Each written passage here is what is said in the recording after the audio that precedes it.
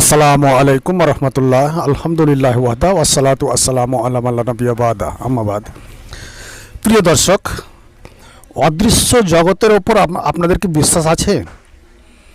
যদি বিশ্বাস থাকে তবে আল্লাহ সুবহানাহু ওয়া তাআলা আছেন বলে আপনাকে বিশ্বাস করতে হবে। আর যদি আল্লাহ সুবহানাহু ওয়া তাআলা আছেন বলে আপনাকে বিশ্বাস করতে হয়, তাহলে আপনাকে এটাও বিশ্বাস করতে হবে যে জান্নাত আছে এবং জাহান্নাম আছে এবং আল্লাহ সুবহানাহু ওয়া তাআলার ফেরেশতাগণ আছে এবং জিন সমস্ত আছে। আল্লাহ সুবহানাহু ওয়া তাআলা এই সমস্ত মাখলুকাত সৃষ্টি করেছেন। যেমন ধরেন যে আপনি ভালো কাজ করছেন, তার বদলে আল্লাহ সুবহানাহু ওয়া তাআলা আপনাকে নেকি দিচ্ছেন।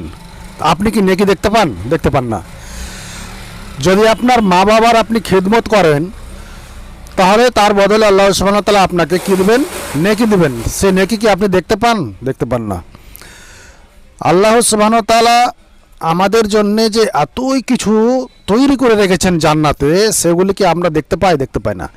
শুধুমাত্র এক আল্লাহর প্রতি আমরা বিশ্বাস করি যে আমাদের মরণের পর আমাদের হিসাব নিকাশ নেওয়া হবে এবং আল্লাহ সুবহানাহু ওয়া তাআলা আমাদেরকে, যদি আমরা ভালো কর্ম করে থাকি, তো তার বদলে আমাদেরকে আল্লাহ সুবহানাহু ওয়া তাআলা জান্নাত দিবেন। প্রিয় দর্শক, একটা জিনিস জেনে রাখুন, যদি আপনি অদৃশ্য জগতের উপর বিশ্বাস না করেন, আপনি কখনো সফল হতে পারবেন না। আপনি জান্নাত লাভ করতে পারবেনই না। তা বলছিলাম, এখনও সময় আছে, সাবধান হয়ে যান এবং আল্লাহর প্রতি বিশ্বাস করুন।